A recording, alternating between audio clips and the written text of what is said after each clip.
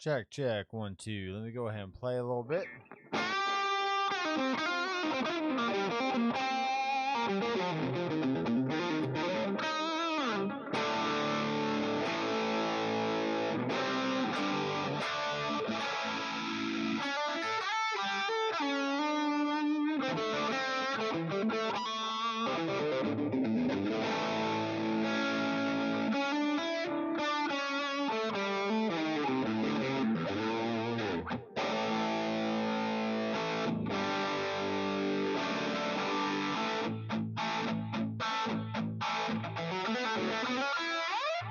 Alright, guys, so I'm going to play along with a backing track, and this is the deep psychedelic groove guitar backing track in C minor from Elevated Jam Tracks. I really like his tracks, so I'm giving him a shout out as if he needs my shout out or approval.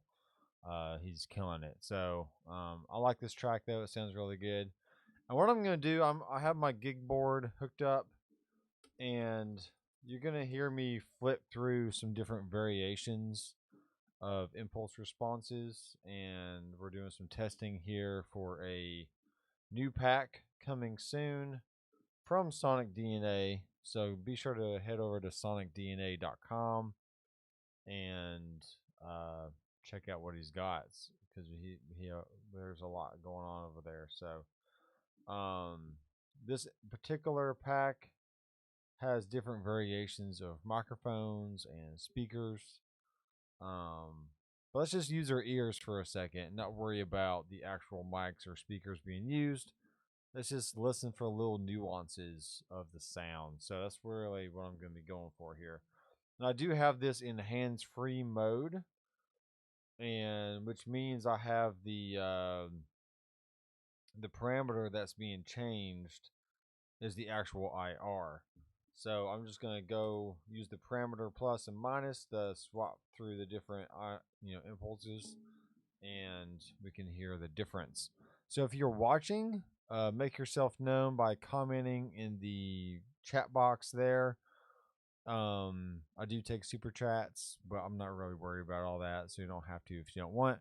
But if you want to help support the channel, then go ahead and do that.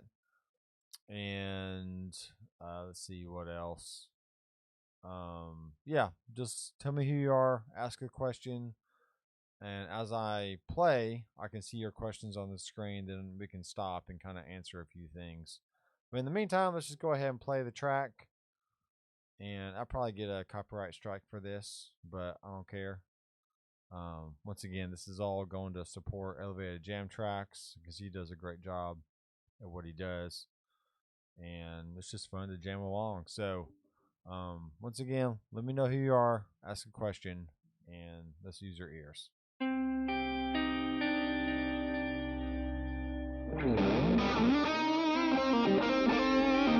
This is in C minor.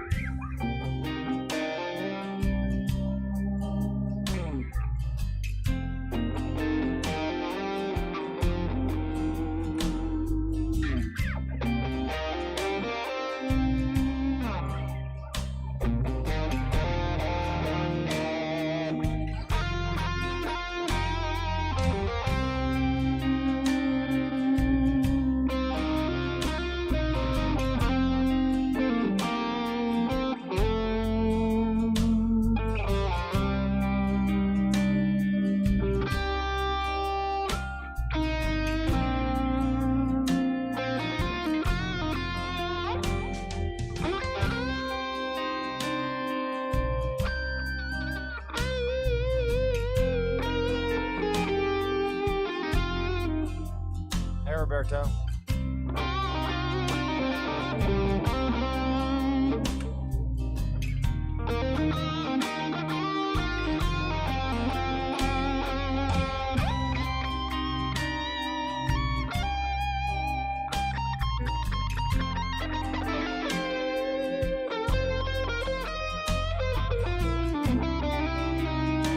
Hello.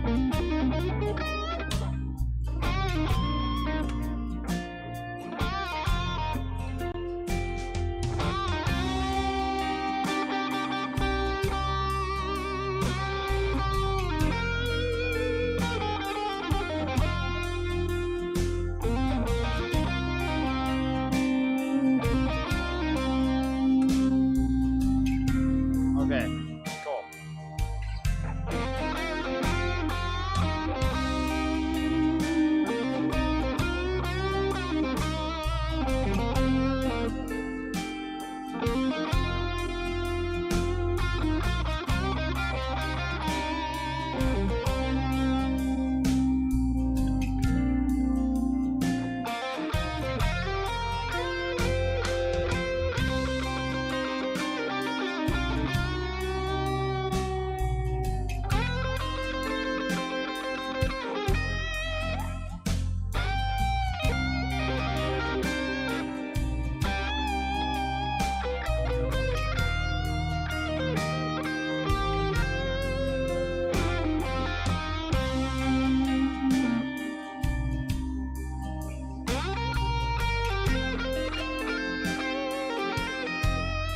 Oh yeah.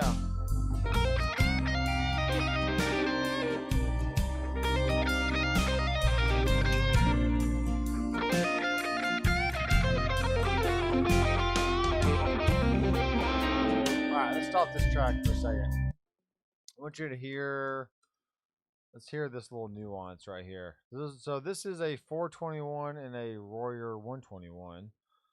Both 100%.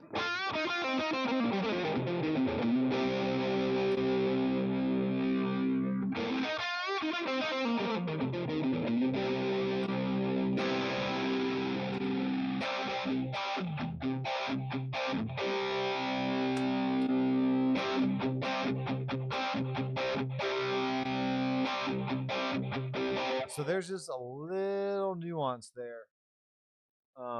Not a whole lot going on, but there's just a slight nuance. So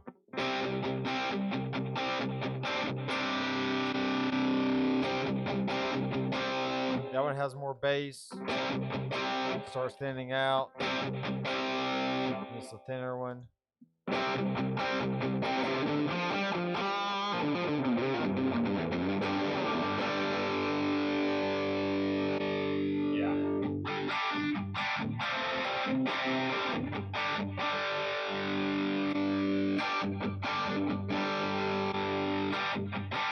Yeah, dude.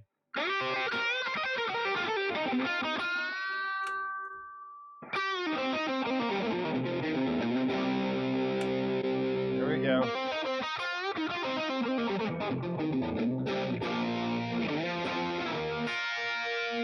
I like that one. Let's play along with the track again.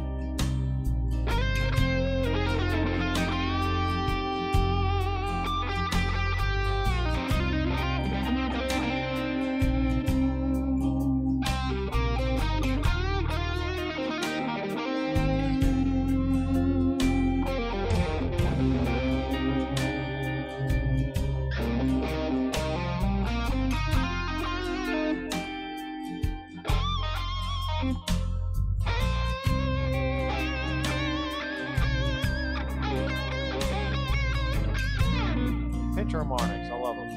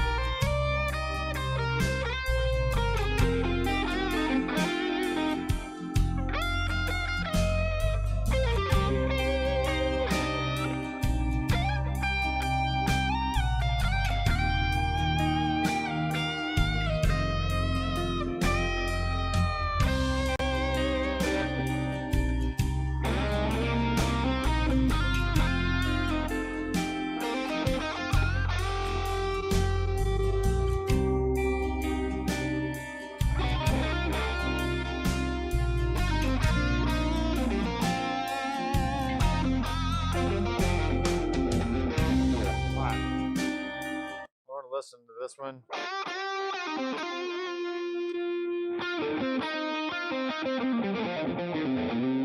So really what you're listening for is just slight coloration in like the mid-range and possibly some top end, but the mids seem to just change slightly. This is a 57 off axis.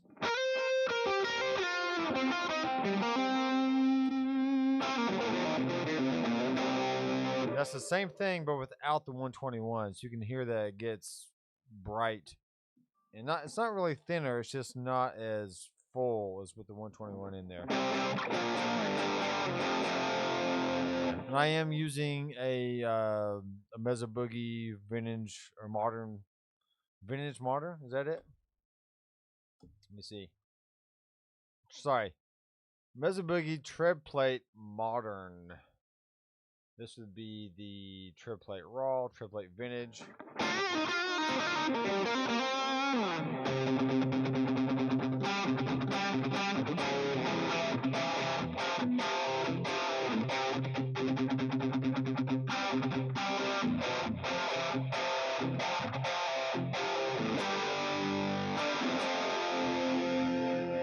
So once you choose a cab or an IR that you think sounds good, and then you go and change the actual amp head or just the amp, then you're going to get even more of a nuance. Because let's go to like a SL drive.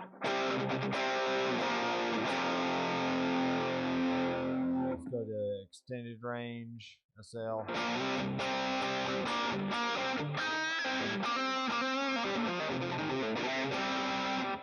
Alright, let's go to a M2 lead.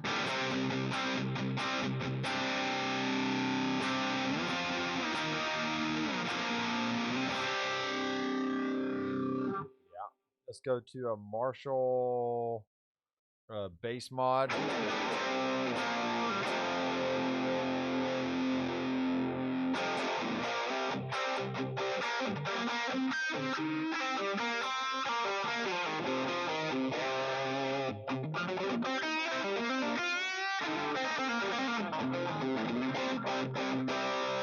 Alright, so I mean it's just little nuances here and there. Here's a plexiglass 100 watt.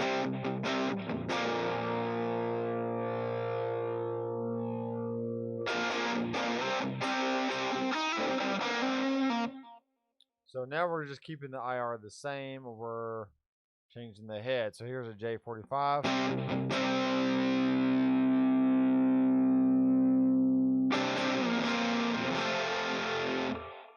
Now, I was messing with the Black Mini the other day. Here's with it cranked. Maybe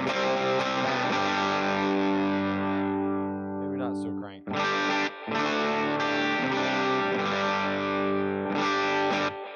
So really, let's see, 57. Try treble up. You make it cleaner.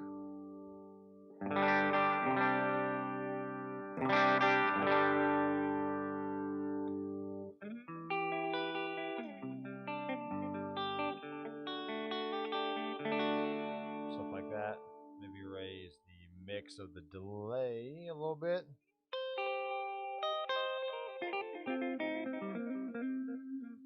All right, let's go back to our trib plate modern here. I really like that one.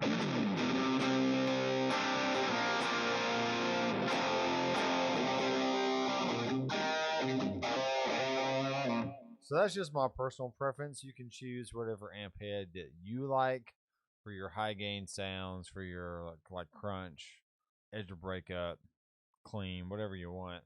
Usually if it's a clean sound, I usually go for a Fender. And then if it's like a crunch sound, it's like some kind of Marshall. And then high gain, for me, it's just Mesa Boogie or Saldano, but either one sounds good. So.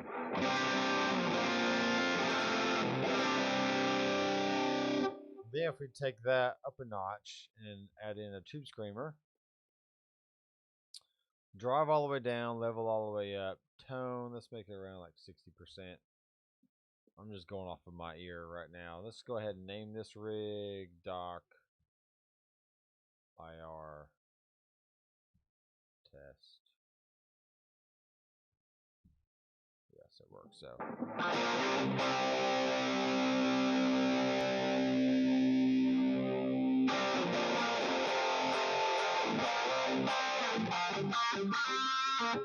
All right, let's see what this Sebastian Zunino backing track is.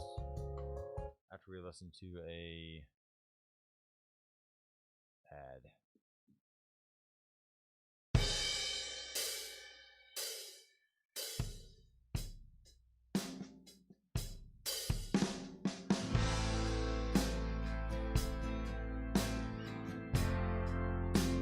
That's cool.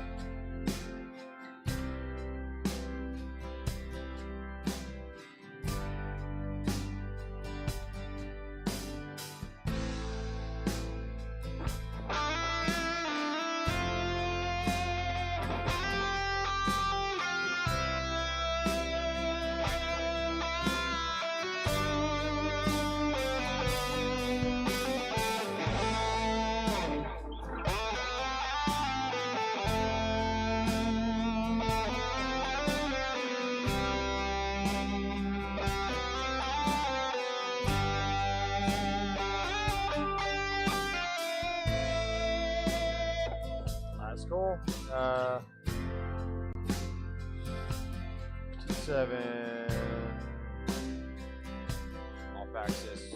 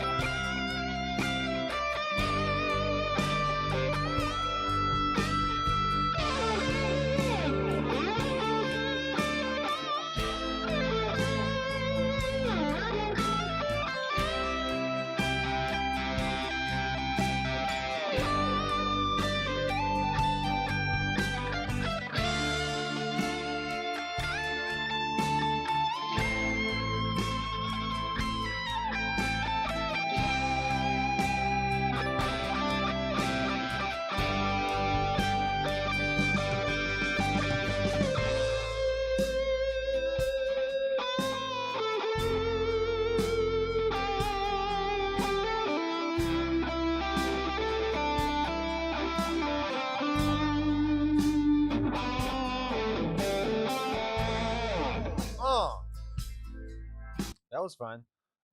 Peter, I am using the Headrush Gigboard because when I'm sitting here at my throne at the helm of my studio desk, I have my PreSonus Studio Live 16 board, a PreSonus Monitor Station version 2.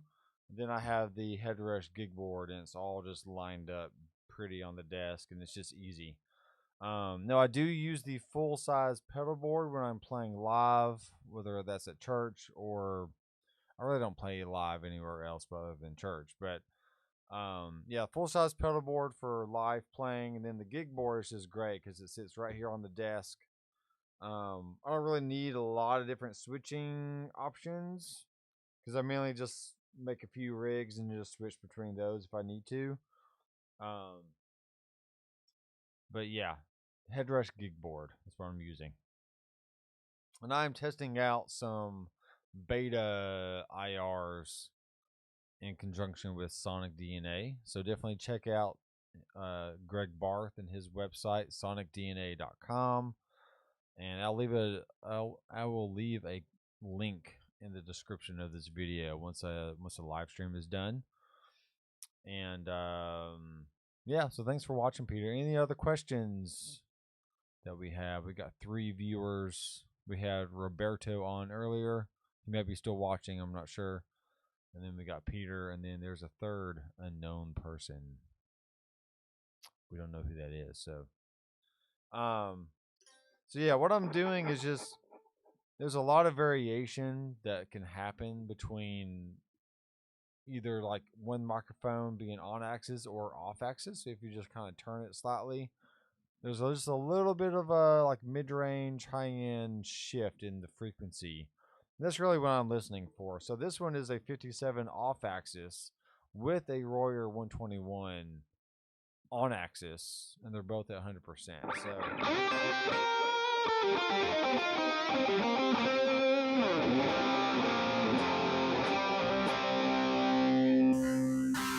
whoops, I turned off the IR. Here's the that's what happens when you don't have an impulse response in your signal chain. This is what it sounds like.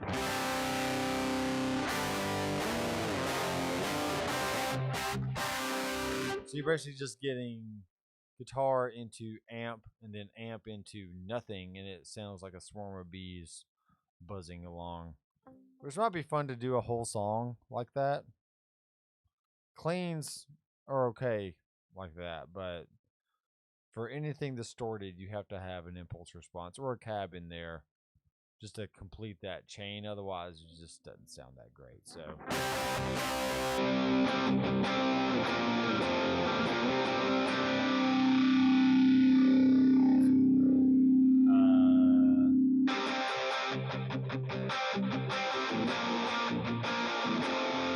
that's with the 121 at 0.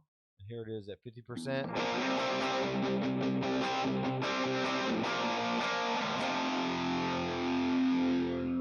And then here's a 421 and a 121. Bam.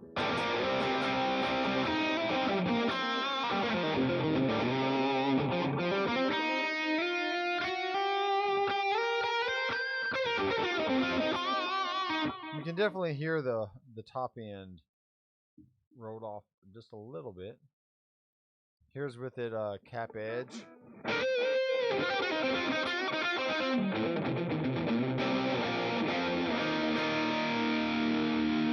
So what cap edge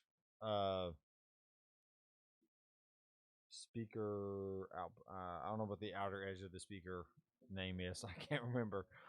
Cone and cone edge, that's what it is. Especially pointing the mic right at the center of the speaker, or cap edge is like slightly off center. So where the cap edge is, where that little circle ends, you can put the mic right there, and it'll give you just a little bit less high end than what the center of the cap would be.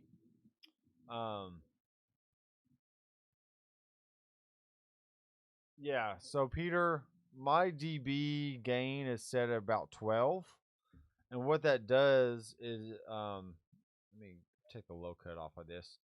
And so then when I go to my output, I try to have the green bars go up to about 3 bars below 0, or just around that area. Because when you play light, obviously it's going to be a little bit lower than when you dig in.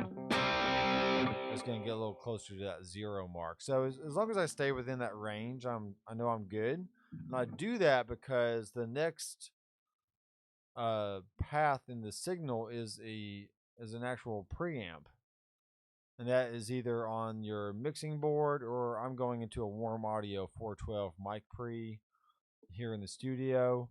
And the louder I have that volume, the more it's driving the preamps. So I usually keep my master volume around 7 on the dial. So I know that if I have the green bars on the output going 3 below 0, then I have my master volume at around 7. Then I know I'm sending a good signal to the next signal chain, which is the mic preamp, or a front of house guy. And that way he didn't have to change his gain structure so much when you're sending him a signal. Because if you have your master cranked all the way up and he's not prepared for it, because he's used to having like a microphone on a cab and he already has his mic gain cranked, well, you're just going to send him a very hot signal and he's probably going to be mad at you because you blew out his ears or something. So that's the whole reasoning behind gain staging, and just making sure each point within the signal path, you're not sending too hot of a signal. Now, you could technically have it to where your rig volume is like +6, which would be in the red, but then you just have to turn your master volume down even more. So it really doesn't matter which way you choose to do it. It's just me personally. I like to keep it around that 0 mark, 2 or 3 bars below 0.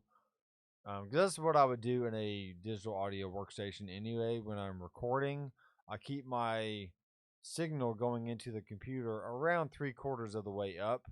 So that's how I treat the Headrush pedal board or gig board for that matter. Okay.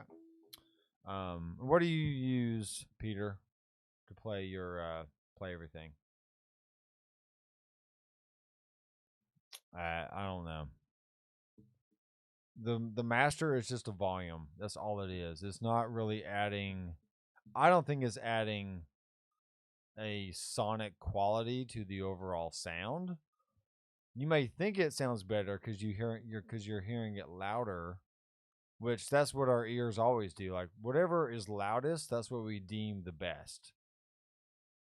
And it's just not the case. I mean, if you made both, like say you had song A and song B, and you made them both exactly the same volume, at that point you're just hearing little nuances and frequencies and like bass and highs and mids. But the volume would be exactly the same. But as soon as you bring up one song higher than the other, you're automatically going to think that the louder song is better. And it's just not the case. So don't be fooled by cranking up your master thinking it's going to do something to your sound. It's really not. Especially if you're playing into an FR speaker. The louder you have your master, the more you're going to push the line level into that FR speaker. Then you have to accommodate the actual volume on the speaker to make it to where it's not clipping the speaker. So either way, you don't want to clip. So just send a good healthy signal, and don't worry about cranking up the master too much. Yeah, it's called the Fletcher-Munson curve, and the louder something is, the more highs and the more lows your ears perceive the sound. Even though technically it's not that much more in the mix, but our ears hear it differently. So at really low volumes, it's hard to tell what the bass is doing in the mix. But once you start cranking it up, it's like, oh, I can hear the bass way louder now, and I think it's better when in reality it's actually not. So yeah, I have one 108 and it's great. I used to have two of the 1x12s, and for my space here down in the garage studio area, they just took up way too much room for me personally. If you have a nice big studio, great, have the 1x12s. But for me, I love the 108 because it's just small. It actually fits my car better because it doesn't take up as much room in the trunk. I can have my guitar, my Headrush backpack, which I love, and then the 108, and it's just all it's all fits together really well in the trunk, and it doesn't take up a lot of space. So yeah, uh huh. That's why you have a volume control in your car. Because actually, radio stations, they normalize all the tracks. So even though you might have, one record be maybe 3 dB louder than like another record, they're all going to level out in the end because they're all going to be normalized. Same with Spotify, same with YouTube. If you upload a track that is super hot, they're just going to bring it down. And if you upload a track that's slightly below the level like that standard, that's negative 14 dB FS, which is the K14 system. Bobcats, look that up. Then they're just going to, a lower volume track is just going to be bumped up. And a higher volume track is going to be bumped down. So they're going to level everything out eventually anyway. So as far as mastering goes, mastering your songs, do not feel like you have to push the volume of your song to make it better, because it's just not. They're just going to turn it down. So yeah, there you go. They're so light and portable. But yeah, and they sound great. The 108 sounds great. So let's go for like a super. All right, I like that rig. Let's do save new rig. We're gonna do dock test clean. Let's go for like a nice clean sound. Let's change the amp to a let's do like a black Lux, which is fairly clean. We'll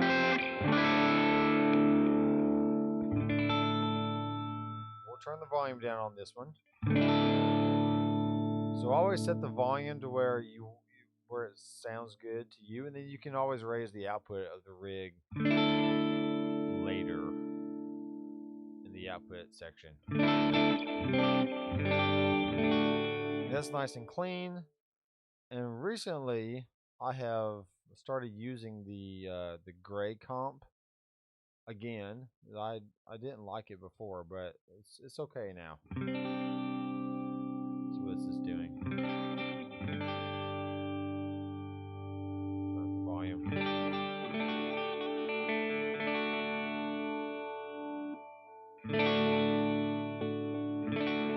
See, that's more dynamic. We'll turn up the level.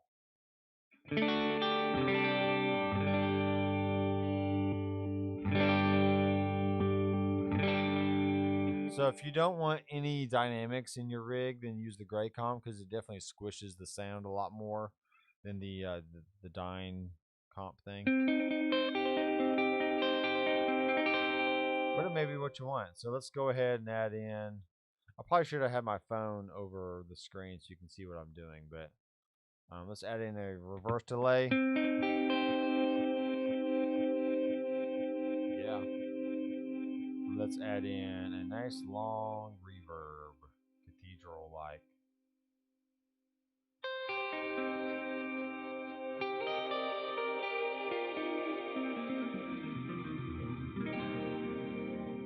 Cool. And if you're wondering, hey, is he going to share this rig? I'm probably not. Because what I'm doing is really not special. I have an amp, I have an IR, then I have a compressor, reverse delay, pitch delay, and reverb. And I just crank up the mixes on the wet effects. You can do the exact same thing yourself. So my rat. Greg is talking to me here. Yes, Greg, I have.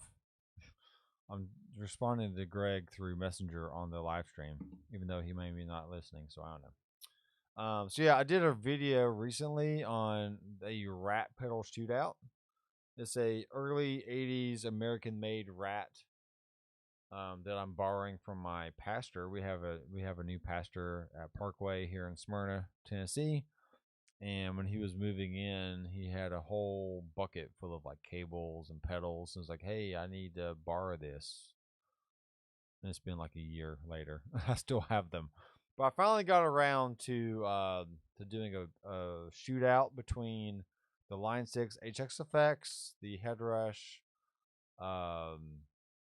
Black Op distortion, which is the Rat version, and then a Boss MS3 Rat shootout. So I got 3 different digital units and shot it out between the actual thing, the real life pedal, and all 3 units did really well. That sounded good. The padded pedal room. Does that mean you're crazy? Like you're an insane person because you're in a padded room with pedals? Is that how that works? I'm just wondering. Cool. But anyway, yeah, the if you want to add in the Rat pedal into the Headrush, just plug it into the effects loop, and then make sure you have an effects loop block in your chain, and that way you can assign it to a switch. You can kick it in and out whenever you want. Yeah, it's correct. We're all a little crazy, right?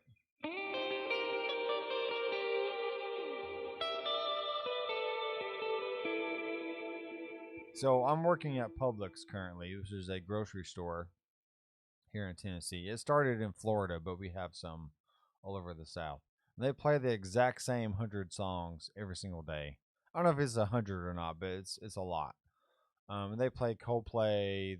There's Michael McDonald, some yacht rock stuff, which is cool. Journey. So yeah, I'm pretty sure there's long-term effects to listening to the same songs every single day. Probably is.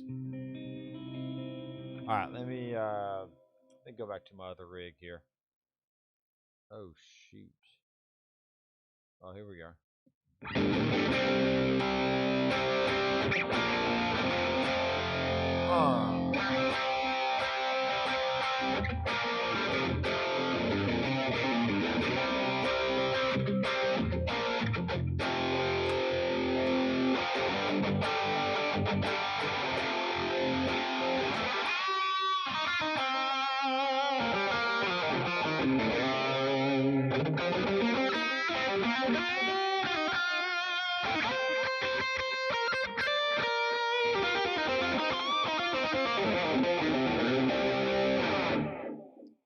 Yes, that's what I'm talking about. Rock and roll.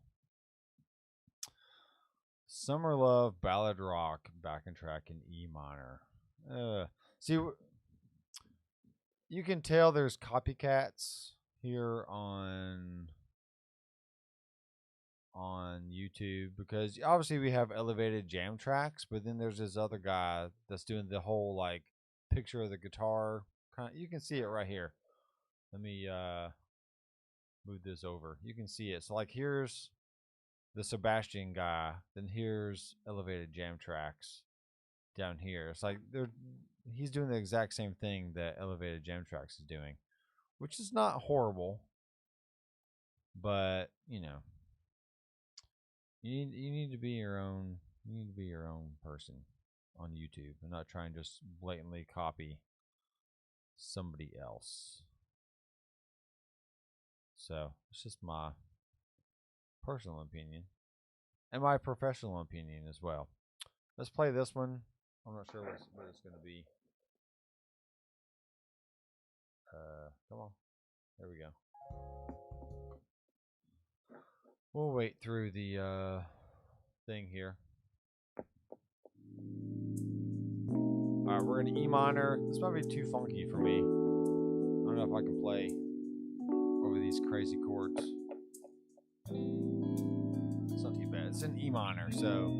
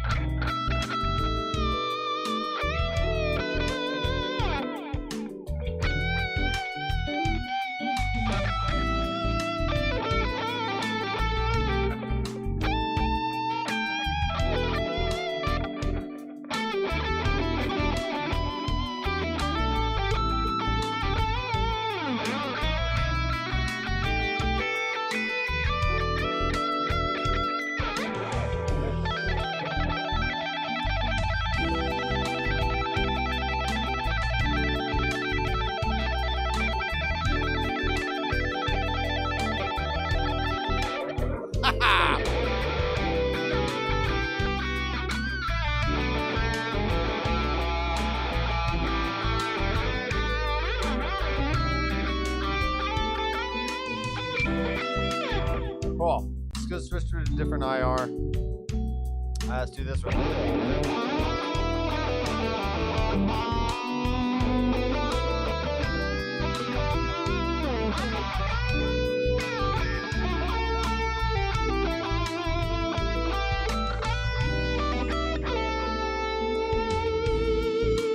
Alright, this is now the neck pickup. Because the bridge pickup, it can be like really bitey, which is great, but now we're gonna do a little smooth jazz.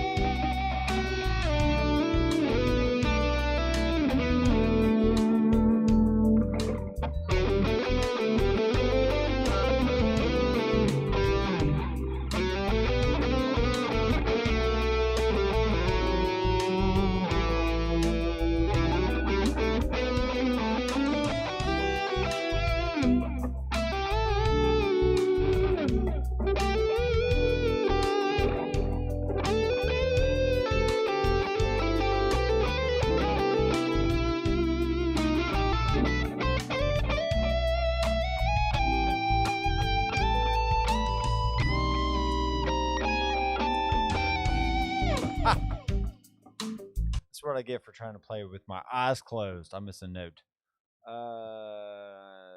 Yeah, I'm using the Gigboard. I mean, you can do this with the Headrush pedal board too. But like I said before, I have the Gigboard here in the studio on my desk. So it's just, everything's within hand's reach of what I need to get to. I do have the Headrush expression pedal down here, but it's not hooked up. I don't really use it a whole lot.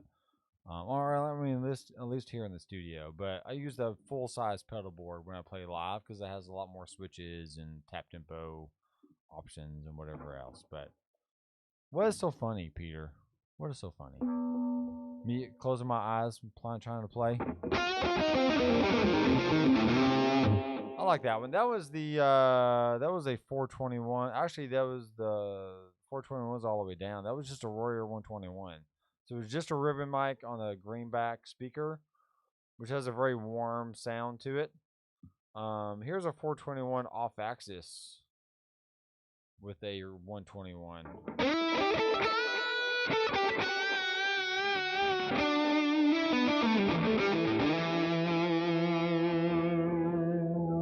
Try to get back to here's the cap edge.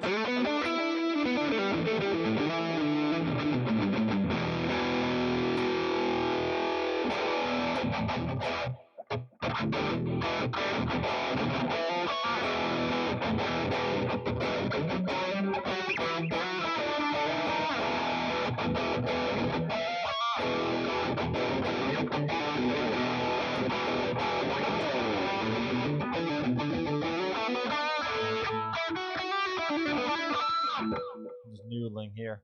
That was a yeah, that was a cap edge option. I mean, this is very small nuances here.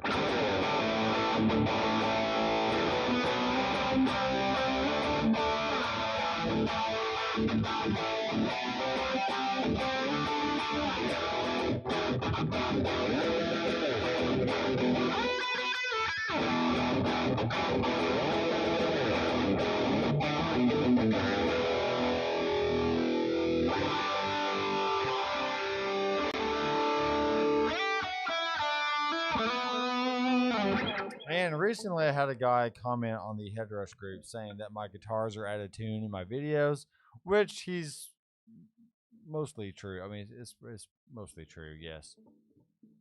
Sometimes I just get to recording and I don't check my tuning and they go out of tune. But tonight, this guitar, the Sensei from Reverend Guitars, this thing has been a beast. Does not go out of tune at all. Yeah. Yeah. Thanks for coming in the padded pedal room. Thanks for listening.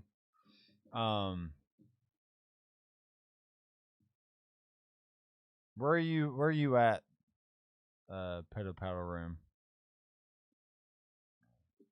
Since it's 1 a.m. for you, it's 11:51 for me. So you're probably Eastern time, I would assume. You're probably Eastern time, so I understand.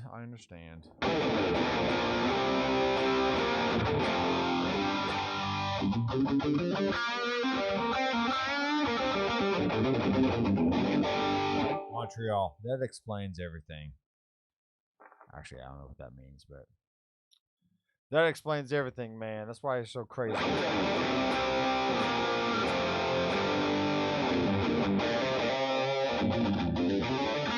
All right, just for fun, let's keep that IR and let's add in a stock cab, just a stock one. We don't need to. Let's do this one. So notice how it's so much brighter, so much more fizzy sounding.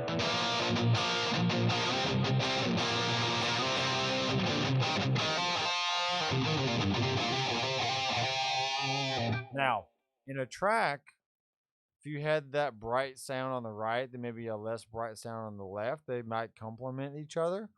So just because something is fizzy at first doesn't mean it can't sit in the mix and actually sound good. So it's all about how you sit in the mix. I mean, it's very hard to make judgments when you're just playing by yourself, because you just don't know how it's going to fit with like the drums and the bass and maybe another guitar player and the vocals and the background vocals, and maybe like a keyboard player or like a Hammond B3 Fender Rhodes kind of sound. I mean, you just never know.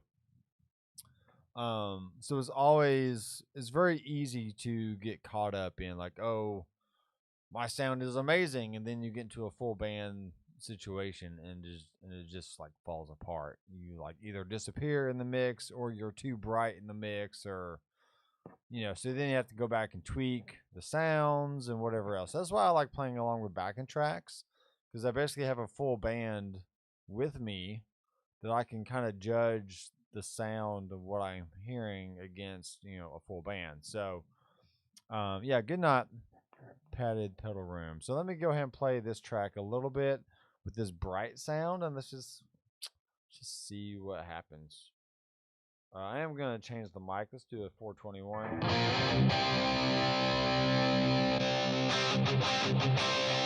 So you can hear that was a 57 off axis. Actually, let's make it on axis. So there's a 57 on axis, and here's a 421 on axis. Can we make it off axis? So I like the 421 off axis. It definitely doesn't make it as bright. Let's just real fast. Let's compare that to the impulse response I have. So that was stock cab, and here's the impulse response. So a lot of that high end is carved off. Go back to the cab. that one sounds good. Definitely sounds good. So it's just little nuances here. So here's a stock cab for a little bit.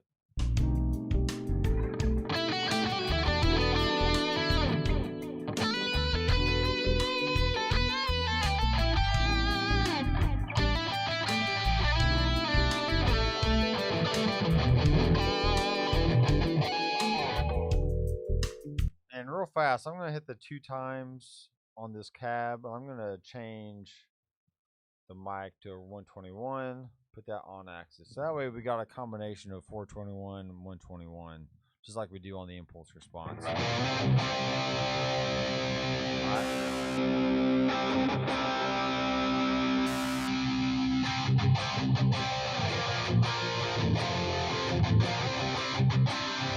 Oh, that has some girth. It's got some booty to it.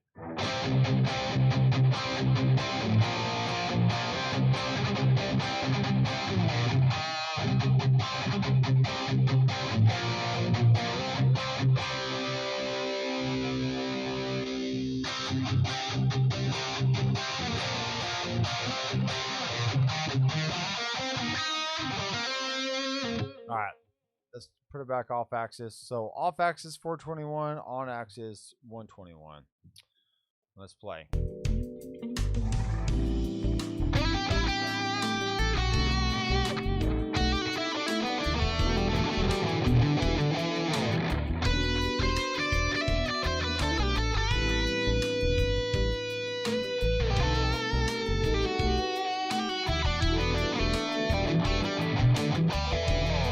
All right, back to IR.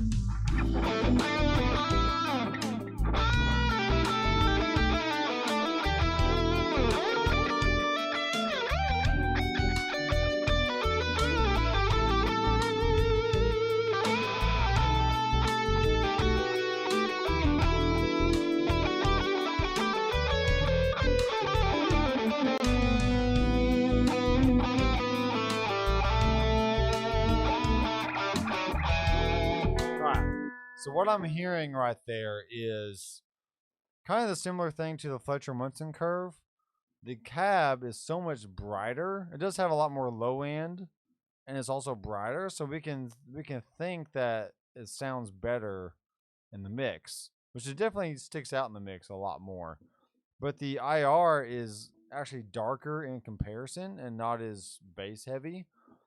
So even though it might sound different from the cab, it might just fit better in the mix because it's not taking up as much frequency range and as much information in the overall mix compared to the drums and bass and the other guitars and whatever else. So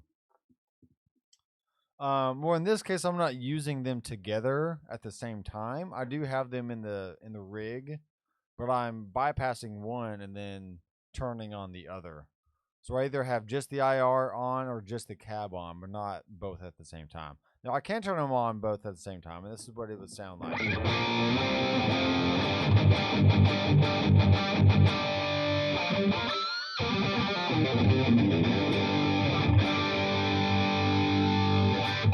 Yeah, so it's not my favorite sound. It's very similar to when you send an impulse response to an actual speaker cab. You're getting the virtual speaker and the physical speaker kind of like sitting on top of each other, and they always sometimes they don't always blend that well. That's what I'm hearing right here. It's kind of like a phasey kind of sound. Here's just the cab.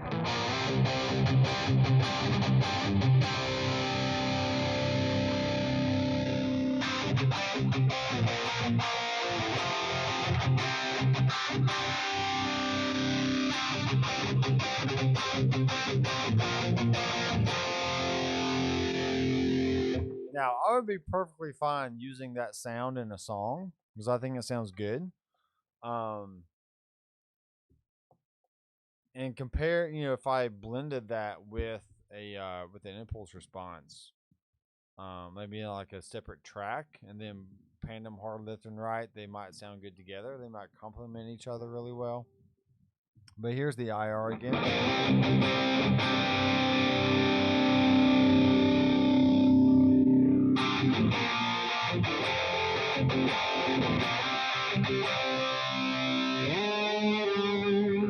And I think the impulse response sounds closer to an actual speaker. Because when you're listening in the room, the speaker cab naturally rolls off that top end, maybe around 5 or 6K. And sometimes the stock cabs in the Headrush or even Helix or any other digital unit, it's just too full frequency for what it needs to be. So you really need to be able to roll off that top end, which is why people use like a para EQ or a graphic EQ and just kind of take down some of those highs around 3K. Excuse me. So that way you're just kind of sculpting and shaping the sound a little bit. So, any other questions? I'm about to get off here. I've been going for about an hour. I really only planned to go for about 20 minutes, and I just kept playing and talking and whatever else. So.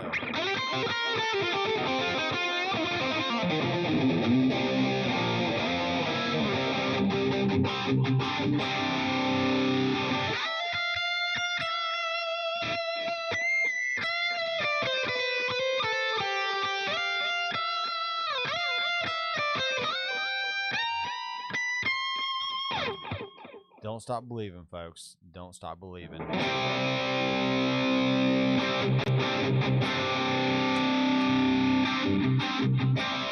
So right now in the rig, I have the green JRC, a trip plate modern, an impulse response from Sonic DNA, and a pitch delay. And that's it. I don't have anything else. Now, it'd be fun to add a, let's go to modulation and let's add, I really like the air filter. And let's do a dot cock wall.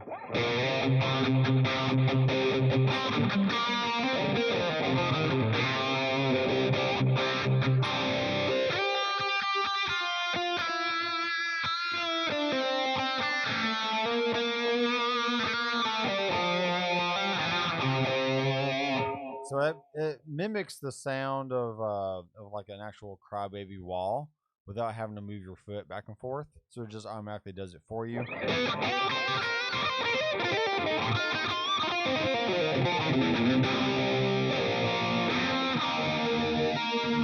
So that's fun. And then let's add in a phase. A phaser, vibe phaser, orange phaser. No, let's do a stone phaser. Because why not? Mono. Yeah,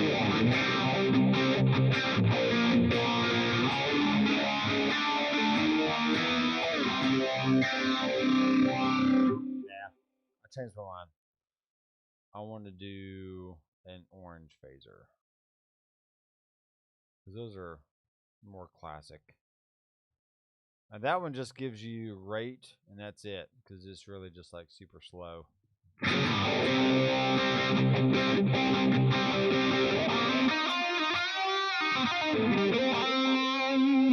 Now it sounds like your guitar is on fire.